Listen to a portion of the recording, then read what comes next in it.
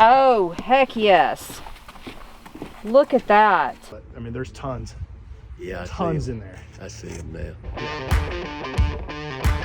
I'm Sarah Parvin, and this is the Slab Lab. This is a 5-acre pond known for growing some of the largest copper-nosed bluegill in the world.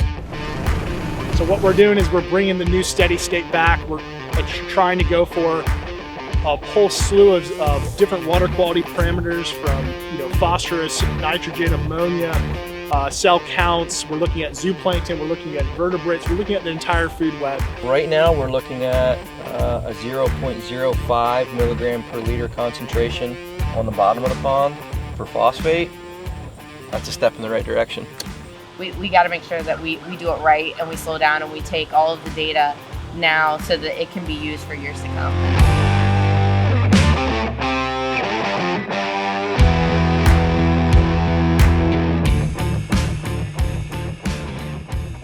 We only had protozoans before here. Now look what we've got. We've got copepods. The zooplankton is, as you mentioned before, it's nature's milk. Mother's milk. Mother's milk, or mother's milk, nature's milk. The zooplankton is so important for year of young fish to go up the food web, making sure that we're hitting our biomass targets. We want to be able to stay above 250 micrograms per liter zooplankton, and the composition of that zooplankton, we want it to be a good, large size Daphnids, cladocerans, Bosminids, Copepods, and big size, so that you're going to be able to have good protein, good lipids, and essential fatty acids that's going to be able to go up that food web and grow your big fish. That's right. Natural, nutritionally dense. Keywords. Dense. Let's do it. Let's do it. This is a Wisconsin plankton net to capture all of your zooplankton. This is an 80 micron mesh sized plankton net with a high efficiency cone.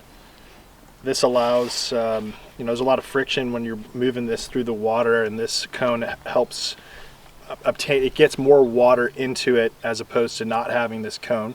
So we have different values that we use for water capture with and without it. So it's a high efficiency net, so good. It's a 5-inch opening, and so about every foot of water we move this net through will capture 3.86 liters of water. And most plankton tows, you're trying to target at least 150 liters to have a good composition, a composite sample.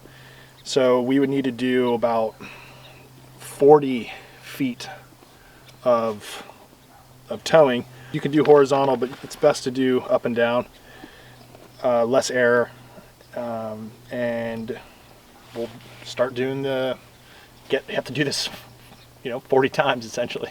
And then bring it up. And just push that clip down. Yeah, there you go. Let it all go down. So there's tons and tons of zooplankton that are zooming around. Oh, I see them now. I see them now. Yeah, so I can see them pretty clearly. You can actually see like the antennas of a copepod, big copepod, and the fat bellies of a daphnid, all moving around. And so that is some premium nutritional value nutrition. That's what we want. Yeah. And so our target for this is we want to maintain above 250 micrograms per liter of zooplankton biomass is ideal, reaching even higher than that. And I can tell you right now we're looking really good. And the size as well too is really important, and the composition as well too. We want a lot of cladocerans, your Bosminid and Daphnids and Copepods, and then going into your rotifers and so forth, and protozoans. The Daphnids in particular are really rich in lipids and essential fatty acids, which is perfect for growing trophy fish. Yeah, tons in there. I see them now. Yeah, tons. I can see them best this way. Yep. That's fantastic, man. Isn't that great? But That's good the good size, stuff. and they're just you know, little shrimps, you know. Yeah. Yummy, Yeah, yummy. but you see them really well from that horizontal. Big ones. Like there's some really big. Hold a sane zooplankton sand. They're beautiful. Big sized Daphnids, cladocerans, Copepods. We got all of the rich food. You don't need to worry about the other shit because you've got what you got. I want to show you the zooplankton. The first 90 days of their life is where that's how we grow them.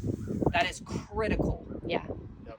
So you're seeing all of that, the good stuff in here. That's from a 2.5 foot toe. Which means it's not even a full toe. It's thick. I can tell you right now we're well above our thresholds. It's beautiful. So you drop it down.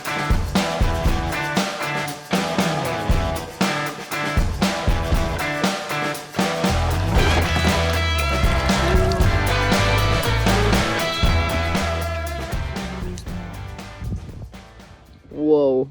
Where's the big camera? That's crazy. Let's put it in here so you can see it. Put it in here. Transfer. Don't lose it. It's so valuable. It's like milk like you've never seen. Like you almost just lost all of our milk.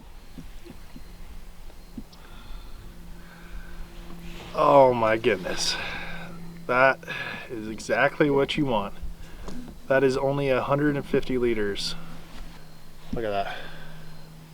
I want to see that. Cheers. Yeah.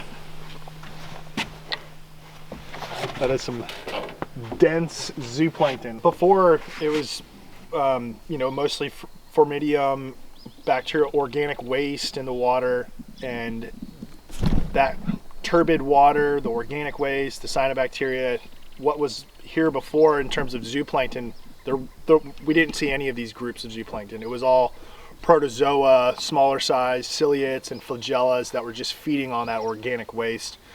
Not to say that they aren't good to eat, but the energy per cell is very, very low compared to a zooplankton that's like orders of magnitude different in terms of just energy uptake, fatty acids, lipids, essential fatty acids.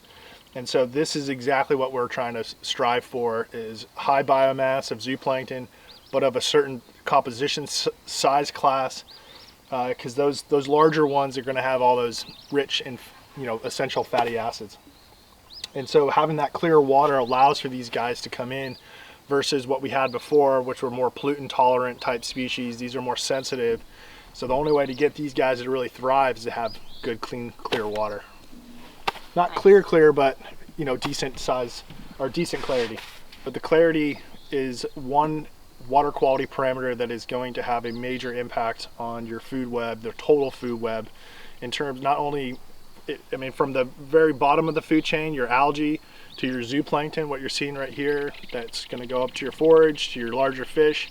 It impacts your growing days, how many growing days you're going to have. If it's more turbid, you're going to lose your growing days. You're going to have hotter water, less feeding time, more lethargic fish, and they're not going to be feeding as much.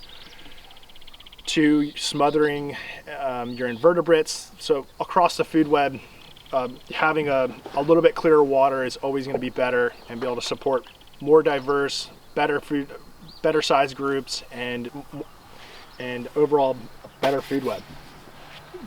Now about 6 weeks post MetaFloc, MuckBiotics, installing aerators, and the improvements that we've seen already are pretty substantial. I mean, the zooplankton was a huge improvement. We've seen massive changes to the phosphorus levels in the water, and really the impressive thing is the cell counts that we've gotten from the lab. We started off with over 1 million cells per milliliter in our samples, of which the cyanobacteria, I think it was like 53% of the total cell counts. And now we're down to, I think, 4,500 total. Well, zero cyanobacteria. And zero cyanobacteria in this water. Zero. All greens and diatoms, baby. That's what we want. A little bit of bacterial floc too. So. Yeah. So I mean, that's good, healthy stuff for these guys to really get big, and they need good diatoms and greens to be able to, you know, get all those essential fatty acids. You know, eating cyanobacteria is so nutritionally poor. It's like the iceberg lettuce. Has no nutritional value. Yeah. It's like eating Spam every day. Yeah. How's a day? Snap. Do you really need it? Are you getting emotional over I know. zooplankton?